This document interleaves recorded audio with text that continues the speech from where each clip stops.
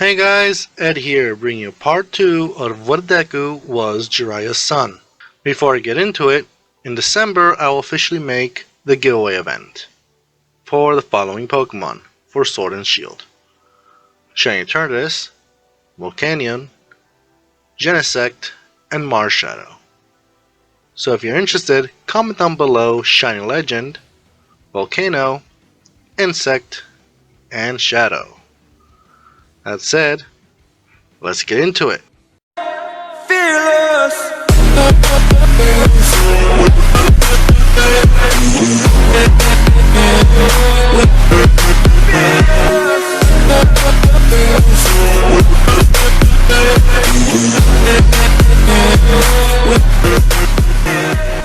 Where last left off, the 4-year-old Izuku was shocked to hear that his father, the number 7 pro hero, was quirkless, and the power that he was using all along was known as chakra.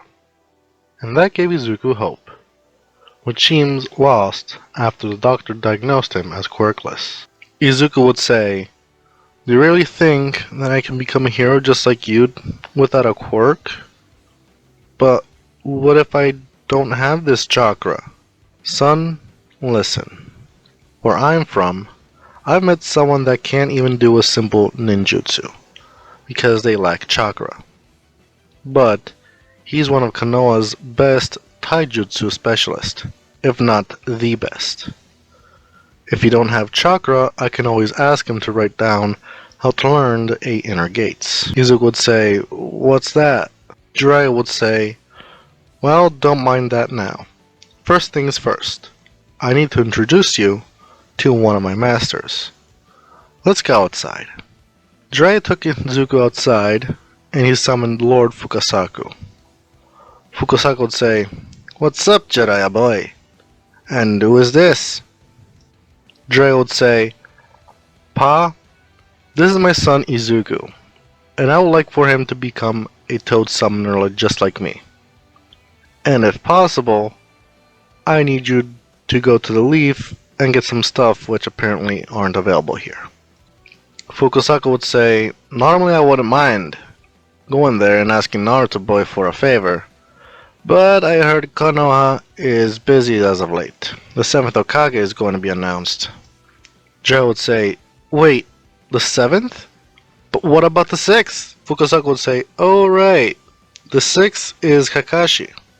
After Pain attacked Konoha, and Tsunade Girl was out of commission for a while, so they gave Kakashi the role, but Tsunade Girl got back on her feet and resumed the position after the 4th Great Shinobi War. I heard the original Madara was part of that war, and Naruto Boy and the Uchiha Kid were the key to victory. Or so Gamakichi told me."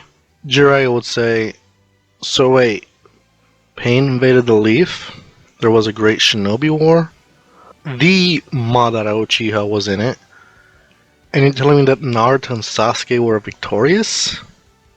Not to mention Kakashi took the role as the 6th Hokage? So, who's the 7th?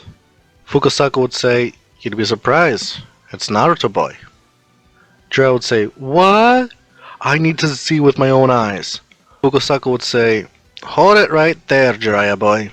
You know that I can't reverse summon you to Mount Myoboku. You know, Naruto boy thought of something very versatile with the shadow clones.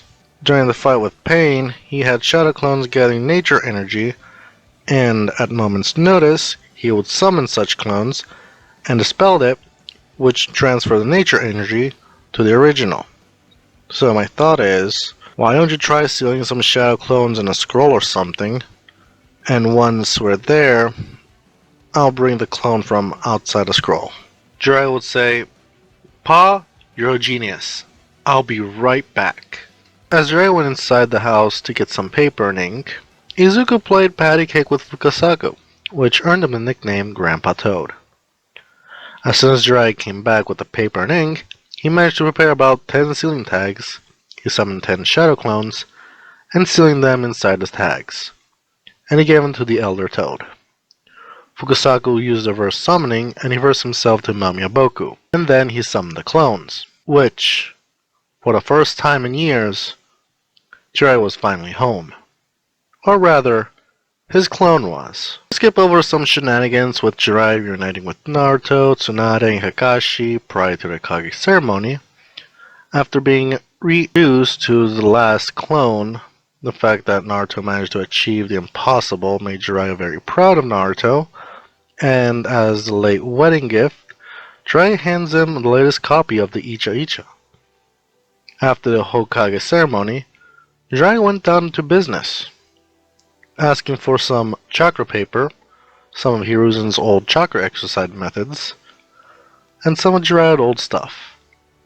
Eventually, a list of elemental jutsu ranked from D to S, and when the question of why he needed those things came up, the answer shook everyone. At first, they didn't believe it, but then he showed a picture of him, Inko, and Izuku in his wallet.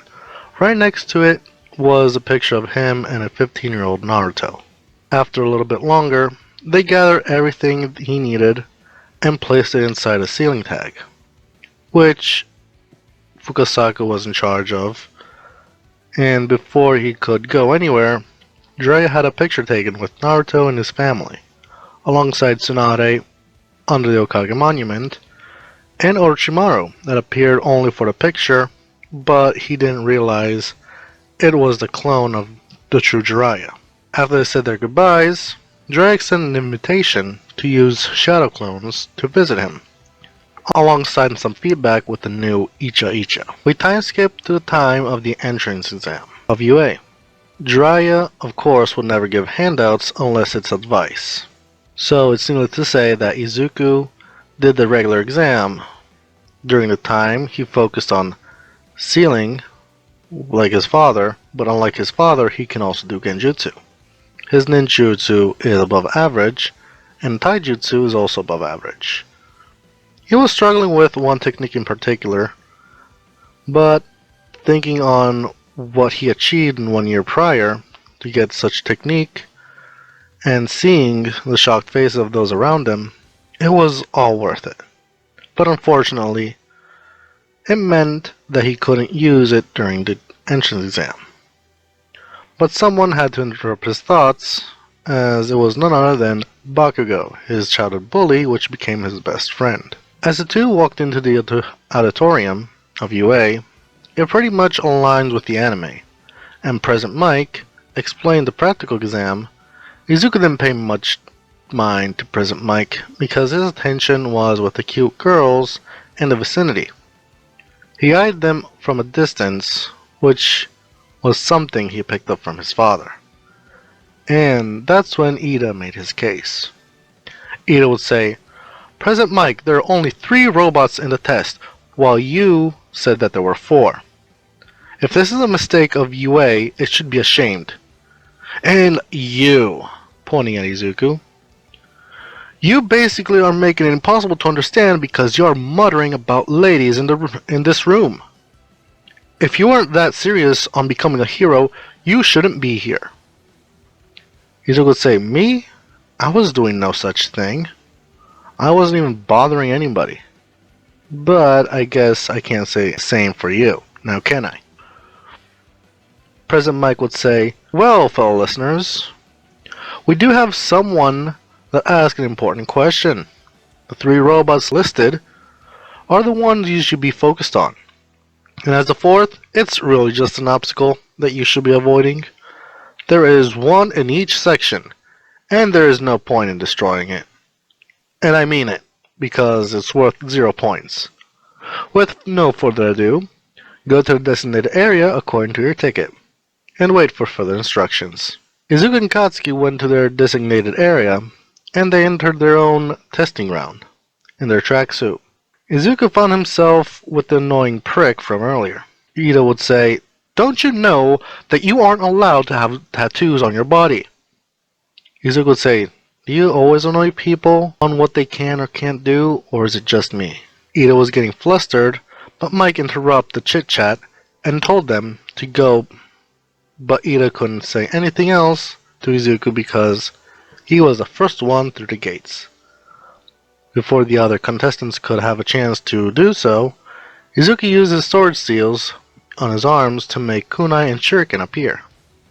And then he made his electric chakra flow through them, and on impact the robots would have fried circuits. The exam was getting close to ending and the 0-point robot made an appearance. As it moved forward, it was making the students retreat, but there was a girl stuck under some rubble.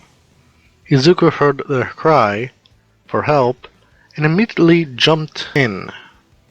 He made his shadow clones, which he took the girl to safety, and with the rest, in unison they shouted, "Wild Lion's Mane Jutsu."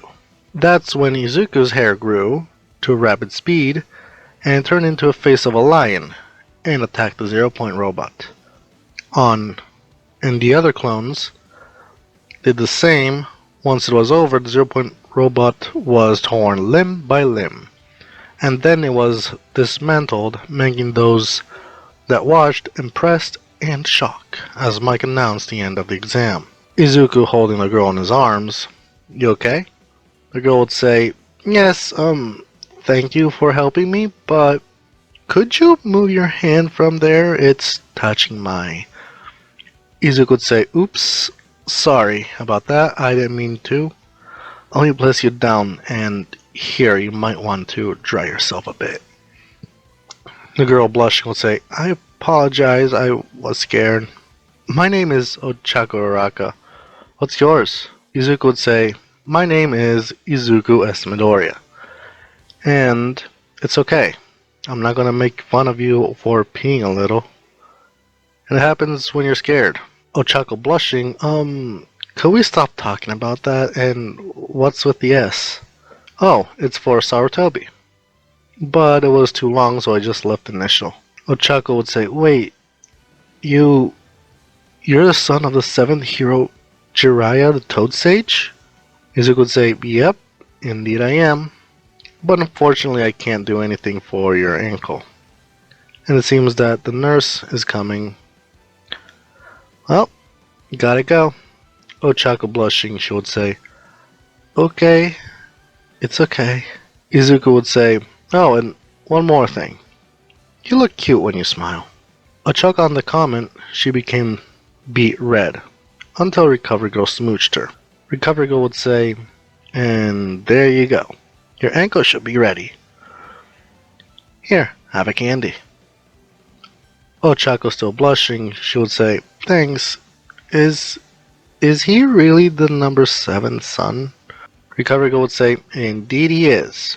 I must say, his father was a smooth talker back then, and it seems that the apple doesn't fall far from the tree." To be continued. That's it for today's video. If you enjoyed, leave a like, comment down below. If you're new to the channel, consider subscribing for more. Turn on the bell notification to be updated so you never miss a video. That said, peace out.